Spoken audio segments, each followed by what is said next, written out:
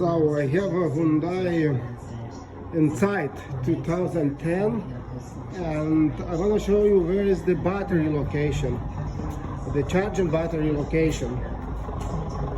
I mean electric engine battery location, because this is the hybrid and it's inside the boot. You have to take out all these covers and then you get the access it. Of course there is